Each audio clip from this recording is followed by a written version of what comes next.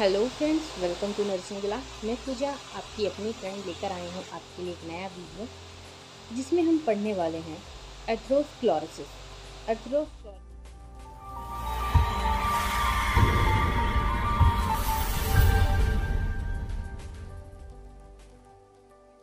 जैसे कि हम पहले भी एक बार रिव्यू कर चुके हैं या फिर पढ़ चुके हैं कहीं ना कहीं, जिसका मीनिंग होता है हार्डनिंग ऑफ ब्लड वेसल। तो चलिए देखते हैं डेफिनेशन के साथ। डेफिनेशन क्या है? It is defined as an accumulation of fat in wall of blood vessel. इसे डिफाइन किया गया कैसे? इसमें क्या होता है कि जो फैट होता है वो क्या होता है, एक्यूमुलेट हो जाता है, इकट्ठा कहाँ हो जाता है, कहाँ पे? ब्लड वेसल्स के अंदर, आर्टरी या फिर वेन्स के अंदर, जो भी ब्लड वेसल। या फिर इसमें क्या होता है, हार्डनिंग हार्डनिंग हो जाती है किनकी? ब्लड वेसल्स की, due to increase level of cholesterol. देखिए, कोलेस्ट्रॉल का लेवल बढ़ना बहुत ही प्रॉब्लम क्रिएट कर सकता है, इसीलिए बार बार कहते हैं कि कोलेस्ट्रॉल फ्री या फिर लो कोलेस्ट्रॉल डाइट लेनी चाहिए, क्योंकि अगर कोलेस्ट्रॉल बढ़ता है तो हार्ट की प्रॉब्लम बहुत ज़्यादा बढ़ जाती हैं। तो देखिए यहाँ पे अगर आपका कोलेस्ट्रॉल इंक्रीज हो जाता है ब्लड में, देन क्या होता है, वहाँ पे ब्लड का जो वेसल्स होते हैं, वहाँ पे उनके वेसल्स जो भी होती है, एरिया होता है, वो हार्ड हो जाता है, हार्ड हो जाती हैं। आर्टरी या फिर वेन्स कुछ भी हो सकती हैं, हार्ड हो सकती हैं। लेकिन ठीक है, ये ब्लड में भी हो सकता है और सीरम में भी होता है कोलेस्ट्रॉल, तो ध्यान रखिएगा अपनी डाइट का। देन हम देखेंगे states of atherosclerosis. Normal cut section of artery, tear in artery wall, fatty material in deposit in vessels wall, narrowed artery become blocked by a blood clot। तो फ्रेंड्स, ये different state बताएंगे कि जब atherosclerosis होता है तब क्या क्या प्रॉब्लम होती है। जो नॉर्मल होता है वो कैसे होता है, इसमें दिखाया गया सबसे पहला नॉर्मल कट सेक्शन। नॉर्मल जो भी आर्टरी या फिर ब्लड वेसल्स है उसका कट सेक्शन दिखाया गया है, आर्टरी का, सॉरी। तो सेकंड नंबर पे टीयर इन आर्टरी, आर्टरी के अंदर क्या थोड़ी बड़ी क्या टीयरिंग हो गई है, देखिए जूम करके दिखाती है, देखिए थोड़ी सी टीयरिंग हो गई है। देन उसके बाद क्या आता है, फैटी मटेरियल क्या होता है, डिपॉजिट हो गया है यहाँ पे। ये देखिए यहाँ पे जो ब्लड वेसल्स का जो एरिया है वो गोल गोल कितना है, और यहाँ पे भी देखिए कितना एरिया, लेकिन यहाँ पे क्या, उनकी जो आउटर लेयर है उसके बीच में क्या हो गया, फैट डिपॉजिट हो गया। यहाँ देखिए फैट डिपॉजिट हो गया, ठीक है ना। तो उसकी वजह से क्या यहाँ बताया, fatty material is deposit in the vessels wall. Vessels की जो वॉल है वहाँ पे क्या होता है, फैट डिपॉजिट हो जाता है और उनका जो एरिया है वो कम हो जाता है। देन देखेंगे नैरोड आर्टरी। अब यहाँ पे क्या, जो आर्टरी है वो नैरो हो गई है, ठीक है, और ब्लॉक हो गई है, किसके थ्रू? Blood clot. यहाँ पे ब्लड क्लॉट फॉर्मेशन हो गई है। क्यों हो गई है? क्योंकि वहाँ पे कोलेस्ट्रॉल का लेवल या फिर कुछ और भी प्रॉब्लम्स हो सकती हैं, हो गया था, जिसकी वजह से ब्लड क्लॉटिंग या फिर कोई और भी, जिसकी वजह से क्या होता है, नैरो हो जाती है हमारी आर्टरी। ठीक है, ये 4 स्टेट बताई गई हैं, जिसमें से एक नॉर्मल है, 3 एबनॉर्मल हैं एथेरोस्क्लेरोसिस की। देन देखेंगे इटियोलॉजी, कॉजेस, रिस्क फैक्टर। ये जेनेटिक हो सकते हैं, ऑब्वियसली जेनेटिक हो सकते हैं। स्मोकिंग हो सकती है, बिल्कुल स्मोकिंग हमारे हार्ट को, लंग्स को, सभी को प्रॉब्लम क्रिएट करती है। डायबिटिक पेशेंट के लिए भी प्रॉब्लम क्रिएट कर सकती है, डायबिटिक पेशेंट भी प्रॉब्लम में आ सकता है, ये होने के चांसेस होते हैं डायबिटिक पेशेंट वाले। स्ट्रेस तो हर एक प्रॉब्लम का क्या है, दरवाज़ा है, तो स्ट्रेस लेना कम कीजिए। स्ट्रेस तो बहुत सारी बीमारियों को दावत देता है आपकी शरीर में, बॉडी में। फिज़िकल इनएक्टिविटी, पूरा दिन बैठे रहेंगे, मान लीजिए आप पढ़ते हैं लेकिन फिर भी फिज़िकल एक्टिविटी ज़रूरी है, तो फिज़िकल इनएक्टिविटी भी एक रीज़न हो सकती है हार्ट डिजीज़ की या फिर एथेरोस्क्लेरोसिस की। एनवायरमेंटल, अब हमारा एनवायरनमेंट कैसा है, मान लीजिए आसपास बहुत ही गंदगी है तो भी प्रॉब्लम हो सकती है ना। एलिवेटेड सीरम कोलेस्ट्रॉल, अब हमारा जो सीरम कोलेस्ट्रॉल है वो एलिवेट होता रहता है, कभी बढ़ जाता है कभी घट जाता है, प्रॉब्लम तो हुई है ना, किसी न किसी वजह से स्टार्ट तो हुई है। हाँ, तो ये भी आगे दूसरी प्रॉब्लम क्रिएट कर देगी, एथेरोस्क्लेरोसिस कॉज कर देगी। हाइपरटेंशन भी एक प्रॉब्लम है। ओबेसिटी तो मोस्ट जो भी ओबीज पर्सन होते हैं वो तो मतलब बीमारियों का घर ही लगा लीजिए कि एक स्टेज के बाद, एक एज के बाद उनकी लाइफ में बीमारियों का स्वागत ही स्वागत होता रहता है। इसलिए अपने पेट को, अपने मोटापे को, अपने वेट को कंट्रोल में रखिएगा। चलिए आगे देखते हैं हम पैथोफिजियोलॉजी। पैथोफिजियोलॉजी में देखते हैं there are so many theories of pathogenesis, but here we are discussing about response to injury theory. यानी कि यहाँ पे पैथोफिजियोलॉजी के लिए बहुत सारी थ्योरीज हैं, बट इन्होंने कुछ एक रिस्पॉन्स थ्योरी के बारे में बताया है, जो कि है इंजरी थ्योरी।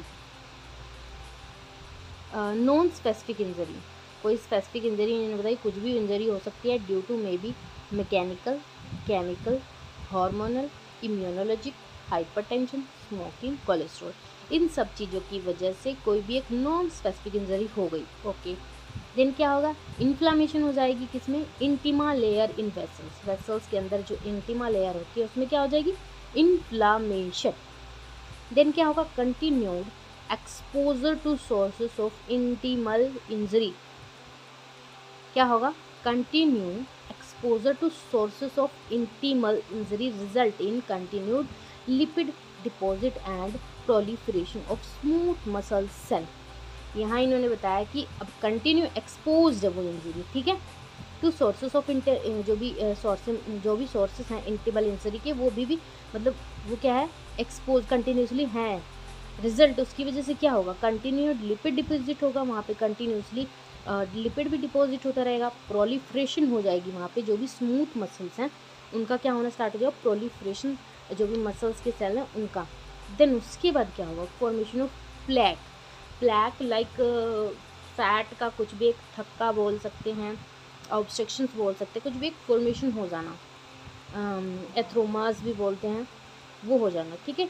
उसकी वजह से क्या होगा, नैरो हो जाएंगी या फिर ऑब्स्ट्रक्ट हो जाएंगी ब्लड फ्लो। समझ में आया। यहाँ इन्होंने बताया नॉन स्पेसिफिक इंजरी, यानी कि ये नहीं है किसी ने हथौड़ी मार दिया एक्सीडेंट हो गया, वो भी कुछ भी हो सकता है इन्होंने, लेकिन क्या बताया इन्होंने, मैकेनिकल, केमिकल, कुछ केमिकल ले लिया, हार्मोनल, हमारी हार्मोन्स की वजह से, इम्यूनोलॉजिक, हाइपरटेंशन, स्मोकिंग, कोलेस्ट्रॉल, ऐसा कुछ भी नॉन स्पेसिफिक इंजरी मतलब कंटिन्यूसली आप कर रहे हो, मान लीजिए आप स्मोकिंग कर रहे हो continuously, inflammation of intima layer in vessels, अब वेसल्स के अंदर इन्फ्लेमेशन होने लग जाएगी। देन उसका क्या, आप जो भी मान लीजिए स्मोकिंग कर रहे हो कंटिन्यूसली हो ही जा रही है, तो क्या होगा, continuous exposure to sources of intimal injury, अब कंटिन्यू हो ही जा रही है तो क्या होगा, इंटीमल इंजरी क्या होगा, उसकी वजह से इंटीमल इंजरी कंटिन्यू चल रही है। देन क्या होगा कि रिजल्ट इसकी वजह से क्या, कंटिन्यू लिपिड डिपॉजिट भी हो रहा है वहाँ पे। क्या मान लीजिए कि वहाँ पे इंजरी हो रही है, फिर लिपिड डिपॉजिट हो रहा है, इंजरी हो रही है तो चीज़ चल रही है, तो उसके बाद क्या हो जाएगा, प्रोलिफरेशन हो जाएगा किसका, स्मूथ मसल्स की सेल्स का। देन वहाँ पे फॉर्मेशन ऑफ प्लेक हो जाएगा, यानी कि वहाँ पे फैट का या फिर कुछ भी ऐसा फॉर्मेशन हो गया, मास फॉर्मेशन, ऐसा चीज़ें होगी जिसको हम एथ्रोमा भी बोलते हैं। देन क्या होगा, नैरो हो जाएंगी हमारी जो ब्लड वेसल्स, या फिर वहाँ पे ऑब्स्ट्रक्ट, यहाँ पे ब्लॉकेज हो जाएगा, बंद हो जाएंगे। देन क्या हो जाएगा, एन्यूरिज्म फॉर्म हो जाएगा, पीछे से ब्लड का फ्लो आएगा, देन क्या हो जाएगा, वहीं पर एन्यूरिज्म फॉर्म हो सकता है, हो जाता है, ऐसा लिखा है, ऐसा बोलते हैं। तो क्लिनिकल मैनिफेस्टेशन में देखेंगे बेस्ड ऑन अफेक्टेड एरिया। अब यहाँ पे इन्होंने 5 तरीके का बताया कि किस किस तरीके की क्लिनिकल मैनिफेस्टेशन हो सकती है, क्या क्या हो सकता है। सबसे इन्होंने बताया कि बेस्ड ऑन अफेक्ट एरिया, अभी कहाँ कहाँ तक अफेक्ट करेगा। सबसे पहला था ब्रेन, सेरिब्रल आर्टियोस्क्लेरोसिस हो सकता है ब्रेन के अंदर, transient ischemic attack, TIA, transient ischemic attack, TIA बोल सकते हैं, इसका फुल फॉर्म है ट्रांजिएंट इस्मिक अटैक हो सकता है ब्रेन में, जिसको हम TIA का नाम देंगे। हर्ट, CAD, एंजीना पेक्टोरिस हो सकता है। MI, मायोकार्डियल इन्फेक्शन हो सकता है हार्ट में, एंड हार्ट फेल भी हो सकता है। अब देखेंगे GI ट्रैक्ट पर कहाँ तक अफेक्शन होता है। फ्रेंड्स मेरा कैमरा बहुत हिलता है, मुझे पता है, क्या करूं, लेकिन मेरे पास कोई जुगाड़ और नहीं है। नंबर 3 है GI tract, aortic aneurysm, mesenteric ischemia. यहाँ पे GI ट्रैक्ट में नहीं होता है, एब्डोमिनल पेन हो सकता है, वेट लॉस हो सकता है, लोअर बैक पेन हो सकता है। Kidneys, renal artery stenosis, renal, अब किडनी पे इन्होंने बताया कि क्या क्या हो सकता है, रीनल इंसफिशेंसी यानी कि काम अच्छे से नहीं कर पाएगी, प्रॉपर नहीं कर पाएगी, प्रॉब्लम हो जाएगी। हाइपरटेंशन हो सकता है। एक्सट्रीमिटीज़ में क्या हो सकता है, जो लोअर एक्सट्रीमिटीज़ होती हैं हमारी, आर्ट्रियल ऑक्लूसिव डिजीज़ हो सकती है उनमें, pain in muscles, pen at rest, tissue loss with और विदाउट इन्फेक्शन और गैंग्रीन। गैंग्रीन भी हो सकता है, ध्यान रखिएगा।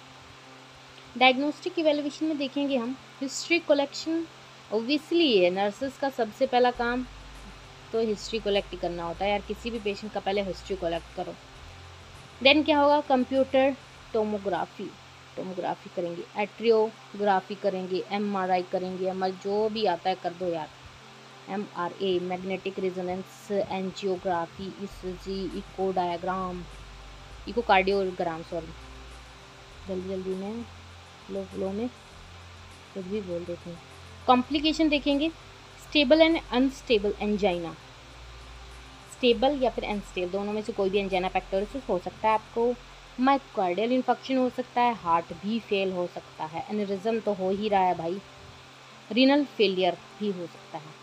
अब देखेंगे मेडिकल मैनेजमेंट में हम क्या कर सकते हैं या हमारे डॉक्टर्स सब क्या कर सकते हैं। नंबर ए है anticoagulants and antiplatelet therapy, example streptokinase, aspirin. Obviously अगर वहाँ पे कोई क्लॉट फॉर्मेशन हुआ है, मान लो फैट का तो नहीं, शायद नहीं, सच में फैट का नहीं, अगर ब्लड का क्लॉट हो गया तो ही एंटीकोगुलेंट काम करेगा ना, और एंटीप्लेटलेट्स भी देंगे वहाँ पे, है ना। लिपिड, क्योंकि एंटीप्लेटलेट क्यों देंगे, अगर वहाँ पे प्लेटलेट ज़्यादा होंगी तभी वहाँ पे कोगुलेशन ज़्यादा हुआ है ना, तो एंटीप्लेटलेट देंगे। लिपिड लोअरिंग एजेंट, लिपिड को लो करने वाले एजेंट देंगे, जैसे कि nicotinic acid, niacin, it decrease synthesis of LDL, cholesterol, triglycerides, fibric acids, fenofibrate, reduce synthesis of cholesterol. ये सब मतलब ओवरऑल जब भी लिपिड को कम करने वाला, कोलेस्ट्रॉल को कम करने वाला जो भी ड्रग देंगे, ध्यान रखिएगा कौन कौन सी होती हैं। फार्मा तो आपने पढ़ी होगी या पढ़ रहे होंगे। HMG को एंजाइम रिडक्टेज, लोवास्टैटिन, एट्रोवास्टैटिन बहुत अच्छे से पढ़ा था, एट्रोवास्टैटिन जब हम पढ़ते थे बहुत अच्छे से पढ़ा था। सिमावास्टैटिन, यार बहुत टाइम हो गया, इनका प्रोनाउंसिएशन ही भूल जाती हूँ मुझे। आपको पता है मैं वीडियो पॉज करके वीडियो बना रही थी इतनी देर से, ये सब मैंने पढ़ा दिया है, बाद में पता चला यार वीडियो तो हो जाए। चलिए पढ़ते हैं। They decrease triglyceride LDL level in serum, also decrease synthesis of cholesterol, यानी कि हम ट्राइग्लिसराइड या एलडीएल को इन सबको कम करेंगे या फिर इनकी सिंथेसिस को भी कम करेंगे। सर्जिकल मैनेजमेंट में मेन सर्जरी करते हैं, पीटीसीए और सीबीजी भी करते हैं, coronary artery bypass grafting. PTCA में क्या होता है, परक्यूटेशन ट्रांसह्यूमनल कॉर्नरी एंजियोप्लास्टी करते हैं। It is a surgical technique in which the balloon typed catheter is inserted and floated into the blockage corner, यानी कि इन्होंने क्या बोला है कि इसमें हम जो भी बलून टाइप्ड कैथेटर होता है इंसर्ट करते हैं, फ्लॉट करते हैं into the blockage coronary artery and then inflate the mechanically dilated and the artery then help to easy flow, blood को इजी फ्लो कराने में उनकी आर्टरी में मतलब वो करते हैं, उनकी हेल्प करते हैं। तो फ्रेंड्स आज के लिए इतना ही। एंड आप कहाँ से मेरा वीडियो देख रहे हैं आप मुझे प्लीज़ ये कमेंट करके ज़रूर बताइएगा, मुझे बहुत क्यूरियोसिटी रहती है कि मेरे वीडियो कहाँ किस सिटी में देखे जाते हैं, किस कॉलेज में देखे जाते हैं। एंड अगर आपके लिए थोड़ा भी हेल्पफुल रहा हो तो प्लीज़ मेरे वीडियो को लाइक कीजिएगा, मेरे लाइक को लाइक मत कीजिए, मेरे वीडियो को लाइक करिए और शेयर करिए। Thank you friends.